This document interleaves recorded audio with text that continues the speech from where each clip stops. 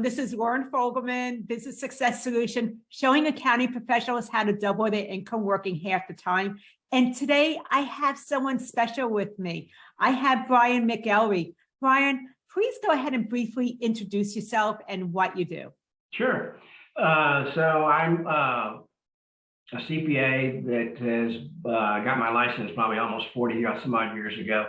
I have worked in various industries in public accounting and started my own consulting business. When was that? 8 years ago, and worked for myself out of the home and love every minute of it. It's been great. It's been a great ride. Perfect. And I know that we've been working closely together for a while, so I'd like to go back and rewind a little bit. What were things like before we actually met and started working together? Well, it was quite different. When I started out, it was more of a, if somebody was interested in working with me, then I just took them on, and I was always a little. What's the word? I was not as aggressive in terms of my pricing. I was always sort of took the approach of, oh, I'm just really grateful somebody's working for me. And I was always trying to tie it to what sort of hourly rate you thought I was worth. I did start out, I never quoted a rate. I never told anybody what my rate was, but in the back of my mind, that's where I was coming up with a flat pricing.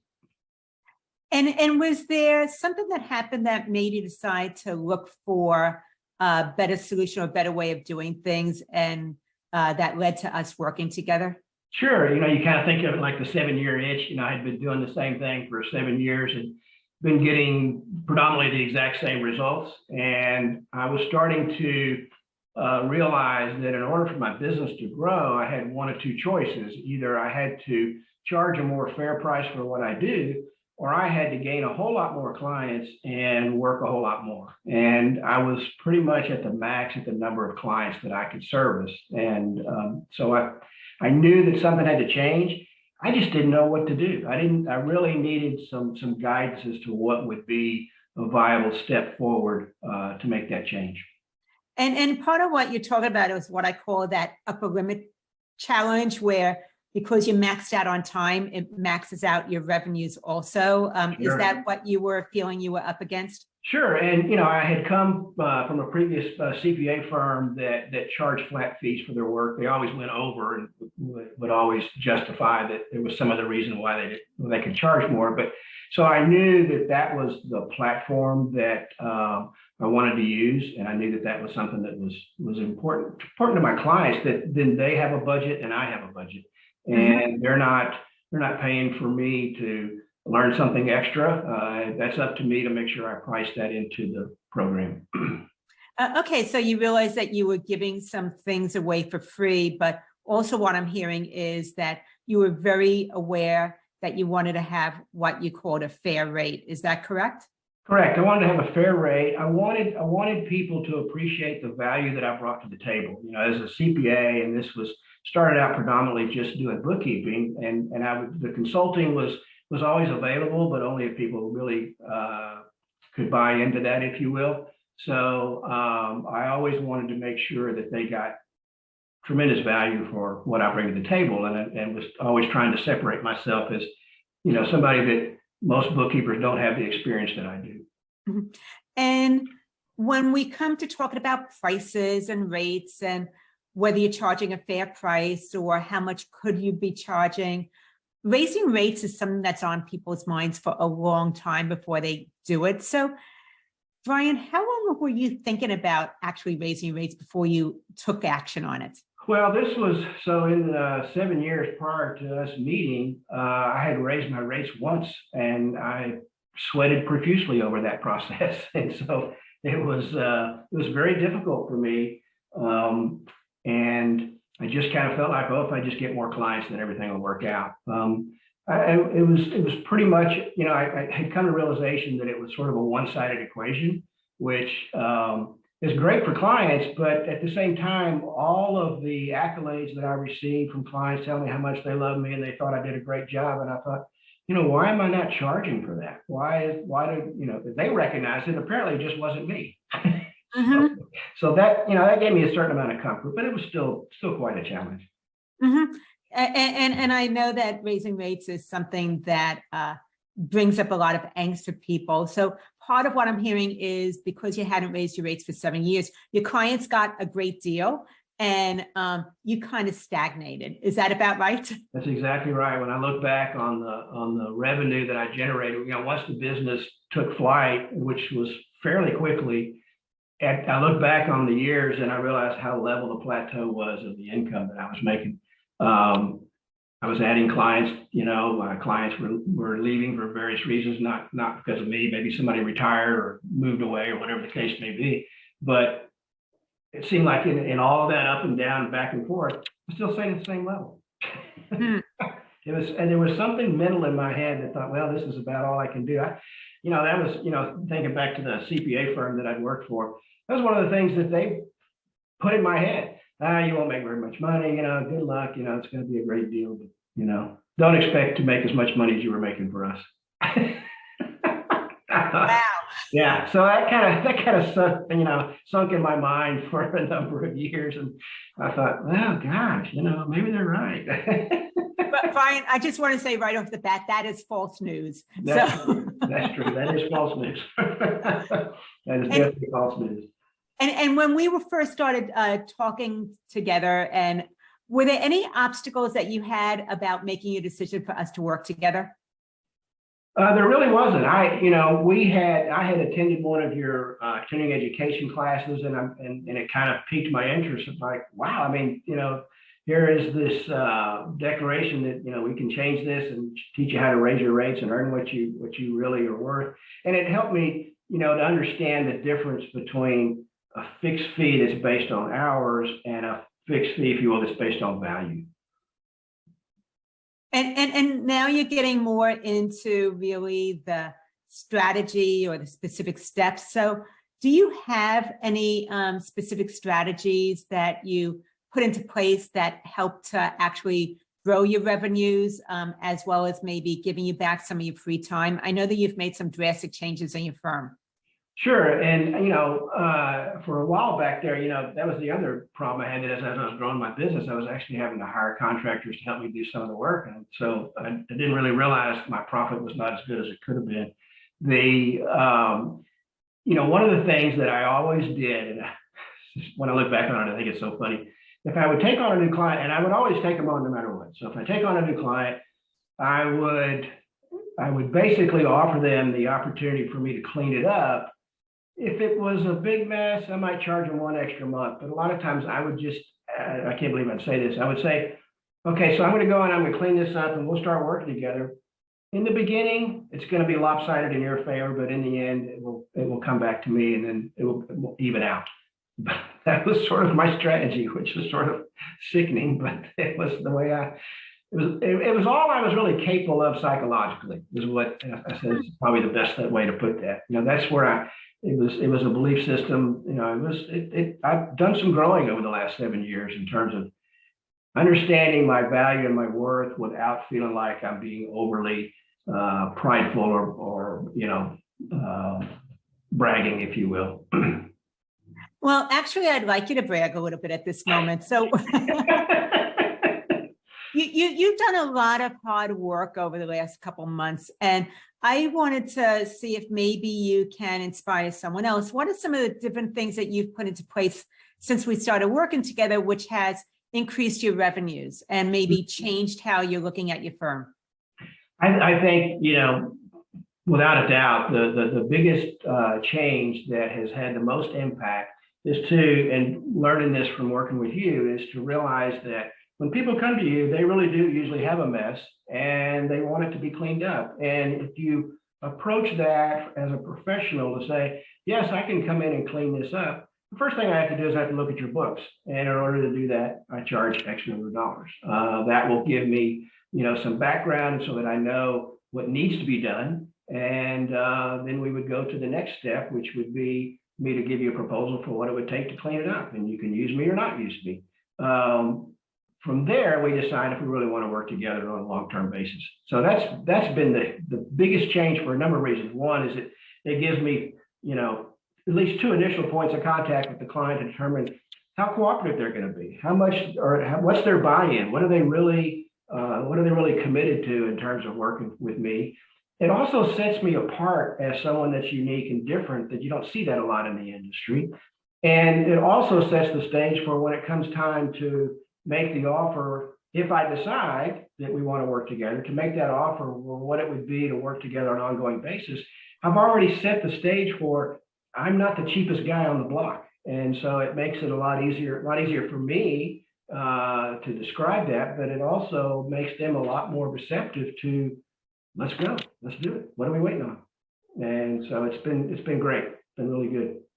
And part of what I'm hearing then is that by changing how you now are initially meeting with someone, how you onboard them, it's actually created this whole like wave effect with everything else that you're doing in your practice. And I just want to maybe clarify what you were saying. So by changing the onboarding, you're now actually deciding whether you want to work with someone or not, instead of accepting everybody into your practice who's willing to pay your fees. Exactly. Is that part of what you're That's seeing? Exactly right. Yeah,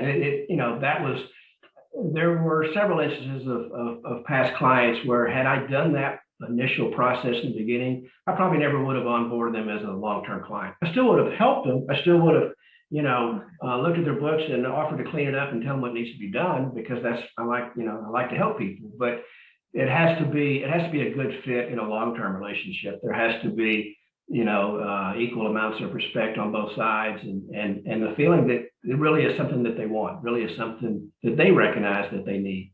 Mm-hmm. The other part that I hear, aside from the fact that because of how you've changed your onboarding process, you're now no longer going to be stuck with someone that you really wish would go away. Right. We also now have created a new stream of revenue for something you previously gave away for free. Is that correct? That's exactly right. Yes, I gave that away free every time. And this way, it's like, I'm putting some effort into this. I'm putting my best foot forward. It's sort of like, when you first meet somebody, you really want to make an impression, and you want them to understand who you are and what you bring to the table. And that's a great venue for do that. And it's nothing wrong with being compensated for it. And oddly enough, I get this sense that they appreciate that more than somebody says, "Oh yeah, come on, I'll fix it. I won't charge you for that."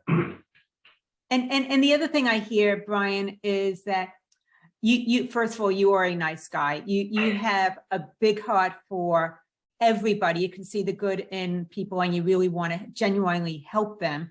And I understand that. But I think the other thing that I've seen occur, and we've talked about, is really you started to now become fully aware of what your value is, whereas maybe you kind of knew, but you didn't quite see it before. And what do you think has contributed to that change for you?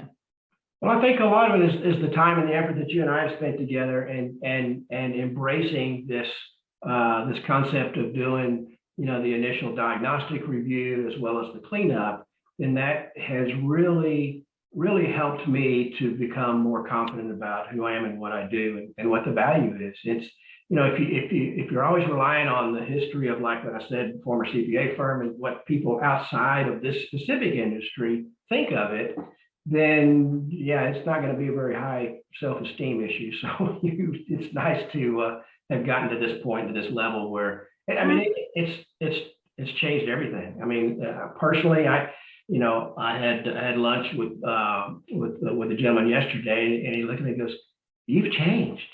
You sit up straighter. You're smiling more. You're more confident." I said, "Wow, okay. You're not the first person to say that, so that must mean it sticks." So yeah, I think that you definitely have gotten to the point where you have taken charge of your firm instead of letting everybody else tell you how to run your firm. That's exactly right. Yeah. Okay, so as you know, I love to talk about numbers a little bit, and I want to start off with, how do you now look at a project and analyze it so that you're able to give a price based on its value instead of just how much time it's going to take to do it? Well, And the thing I've always prided myself on is to be a good listener. And so, that's one advantage of doing this in multiple steps is you get multiple opportunities to listen to people and to really get a feel for what's going on, how their life is going, how their business is going. And then you can kind of figure out, from that standpoint, then you realize what really needs to be done. Case in point, I picked up a client recently that originally the phone call centered around, he just wanted to run payroll. And I just asked him a bunch of questions and, listened to him talk about how busy he is and how much he hates doing this. And, all the accounting is a mess and I do it once a year and all. And then I thought, this guy, he doesn't, he hasn't thought this through about what it is I can really offer. And so from that perspective, then when I said, look, I just need to look at your books and see what kind of shape it's in. And then, I can tell you what needs to be done to clean it up and then we can figure out what to do. But yeah, payroll for sure is part of that process. And it's been wonderful. We've never even met face to face. We just talk on the phone or by email. And by the time I got through with doing the diagnostic review and the cleanup, and I said, okay, I need to work together a proposal for us to work. I'm going to work with you. Where else am I going to go? You're the guy. I know you're the one I want to use. I'm going to let you do whatever you'll do. I'll let you do for me. Okay. So you went from maybe just doing payroll to now looking at maybe taking over everything. This is a substantial monthly client that does it's a great relationship, and he's still involved. And I always like it when the owners at least know what goes on, know how it's done. I don't expect them to do it, but for them to have some kind of a vested interest at least, because it is their business, and they need to know some of the basics about the finance and how it works. So let's talk about the numbers a little bit. Can we talk about this client as to what you would have previously charged before we started working together, and what the fee is that this client's paying you? Sure. So, when he talks about payroll, I'm thinking, okay, so, whether or not they know it, it's basically pushing a button with QuickBooks. And it was just going to be him and his dad. So it was only going to be 2 employees. So, I would have been embarrassed in the past to think, gosh, maybe I'll charge you, $250 a month or something like that. The way that it transformed is I did a diagnostic review for $500. When I got through with that. So the diagnostic review is just looking at the books, not doing any work in it. All I did was look at what shape they're in. And I could see they were a mess. I could see that. Well, it's funny. They looked like a mess, but I knew behind the scenes what it took to fix that. But if you look, if you just look at the raw data, you go, golly, this guy's way behind. But I knew what to do. I knew how to manage that process. And so then I quoted him $2,000 to do the cleanup. Both times we got off the phone, I created an invoice, and he paid me within about 45 seconds. Mm-hmm. From there, I created a proposal to keep the book straight, keep everything going. He's still collecting the deposits and depositing them at the bank, but I was doing all the accounting, getting set up on payroll, run the payroll twice a month, and I quoted him $18,000 a year, or if he wanted to pay in full, it would be $15,000. He goes, 15. You go, no, wait a minute, let me make sure you. Oh, so he paid you in full for a year's worth of services, right? He paid full for a year's worth of services after talking to me 3 times. And it was kind of funny. He hesitated in the beginning. He goes, okay, so 18,000 a month. I go, no, it's 18,000 a year. He goes, or 15,000 up front. Done. Sending the invoice, he paid me immediately. Okay, so basically, we're talking about someone that just maybe would have been $250 a month, so maybe $3,000 a year. Right. And this went from possibly $3,000 a year because of the process that you went through with him. And now you ended up bringing in, just for this year, about almost $18,000 between the diagnostic review, which you previously given away for free, $2,000 for the cleanup, and $15,000 because he paid in full for years worth of services up front. Exactly. And it's a great relationship. I mean, we really enjoy working together. So it's phenomenal. It really is. So I'm going to ask a different question about the same person. How much would you have previously charged for the cleanup compared to the $2,000 that you did charge? I never would. Well, at most, if all we were going to do was the payroll, I'd have charged you an extra $250. If that's all we were going to do. Okay. I historically have charged anywhere from $250 to $500 a month for accounting. Okay, so basically you either would have been doing the cleanup for free as part of your monthly service, or if it was just the cleanup and no monthly service, you would have maybe charged them $250 to do that. Right. And so instead you were able to price it and got paid $2,000. And then with the ongoing monthly service with this client, he paid you in full $15,000. How much would you charge on a monthly basis before we started working together?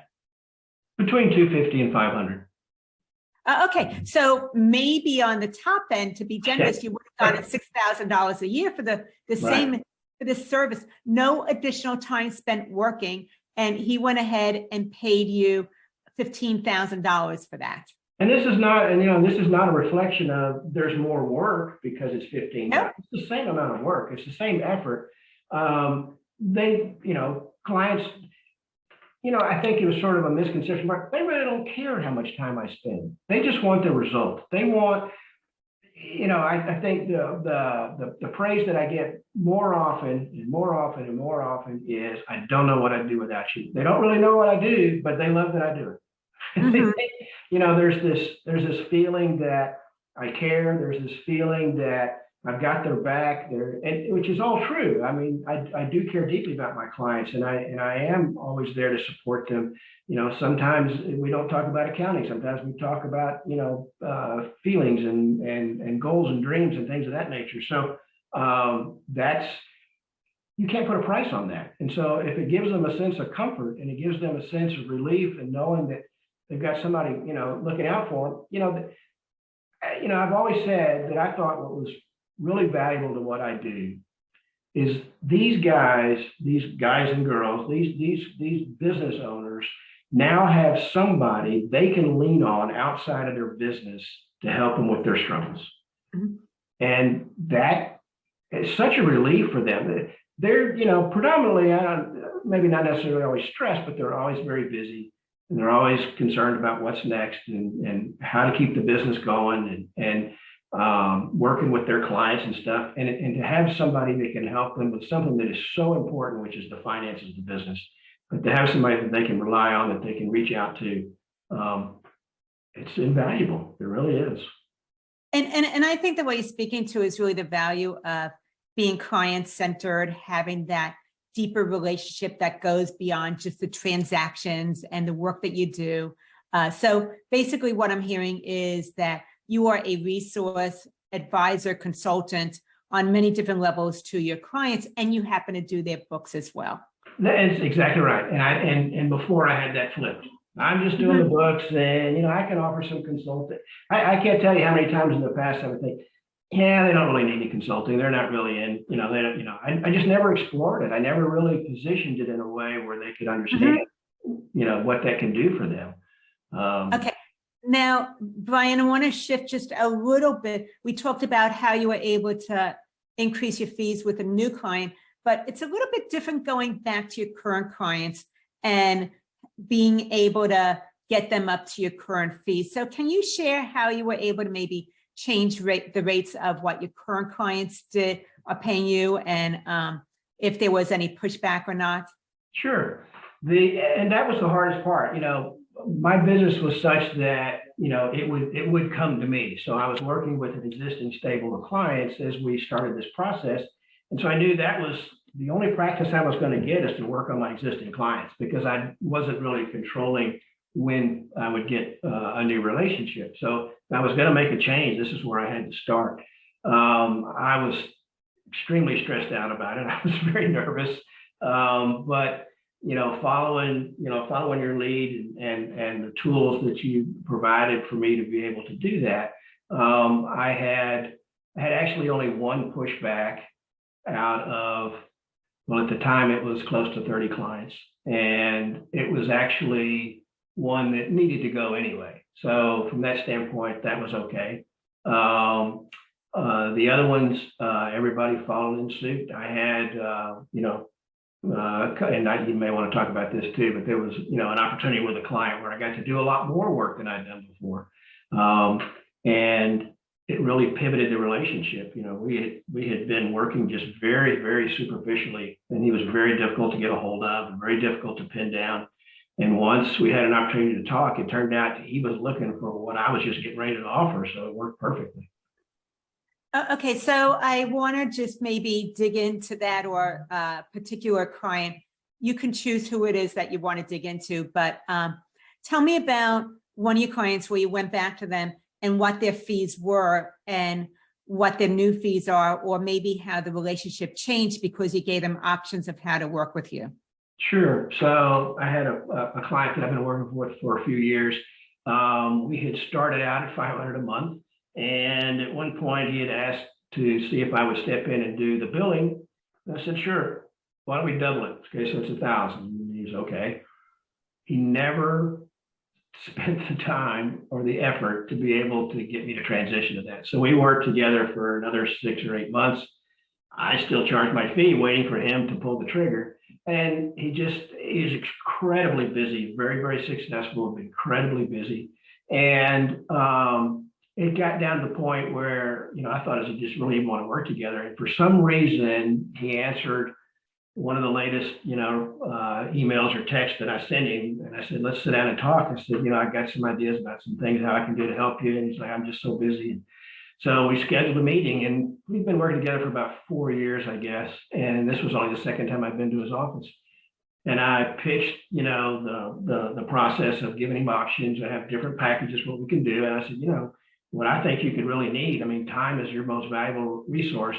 And what you really could need is somebody like me to come in and just take over, be the CFO and run the accounting and keep all your books straight and coordinate with you and help you strategize to how to grow this practice even bigger. And he goes, wow, that's what I've been looking for. This is great. Let's do it. That's okay. And so put together the packages. We talked about it. I told him this is what I would do and how I would handle it. And I offered it. So again, at the time, he was paying me $1,000 a month, and I offered him a package of annually, it would have been $43,200. If he paid up front, it would be, or paid in full, it'd be $36,000. And very interesting. He's a very smart guy. I respect him a lot. He made the decision to do the monthly amount, so now he pays me $3,600. So we went from 1,000 to 3,600, and workload's the same, and he's happy. I'm happy. Can you just say that again? The workload's the same. Workload's the same. Because I had dabbled in helping him with the billing and such. He doesn't know all the tools with QuickBooks. And then the way he put it, he goes, so do I really want to spend the time to learn QuickBooks enough to know how to do this? Or is it better for me to have a partner? And I said, you're absolutely right. And so I just, ticked off a couple of things that he wasn't aware of what QuickBooks does. He goes, oh, that's perfect. That's exactly it. That's exactly right. And we've already, come up with a process for how to make the billing work a lot easier. He's just having a hard time keeping up with it. It's just so much. And he has some folks working for him. This guy's an architect. He's got some folks working for him, but he's got a couple of really big projects. And it's interesting.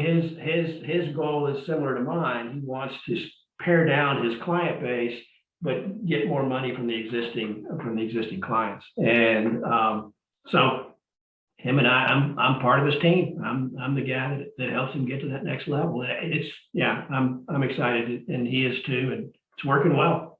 So with this client, you've been working together for 4 years. We were having a conversation about how to be able to increase the value of that client. We put together some packages, which you approached him with. He was interested in the CFO position because of where his business has grown to over the past couple of years. And as a result, he went from $1,000 a month investment with your services to $3,600 a month, even though you're not working any additional time or hours. Right. That is great. So as a result of that, that changes like your lifestyle in so many different ways. Also, there's like bonuses from this. Exactly. In this short time horizon, I have actually I've halved my client base. So I've gone from 30 down to 15. There are 15 that I actively work with. Some of them at different levels than others, it's great. I'm really happy with it. Numerous times as I would bring this approach to my existing clients, they're like, "I didn't know you could do that. I didn't know that you were available." When I pitched the idea that I was changing my service model, one guy thought I was going to pawn him off to one of my underlings, which I don't have any. So I said, "No, you're not getting rid of me. We're just going to figure out what we can do different and how we can do it better." And I said, I was thinking that, it'd make a lot more sense for me to come out here monthly, quarterly. "Oh, I thought you just weren't available quarterly." "Yes, let's do monthly. Let's do monthly." I said, "Okay." So that was a good transition as well.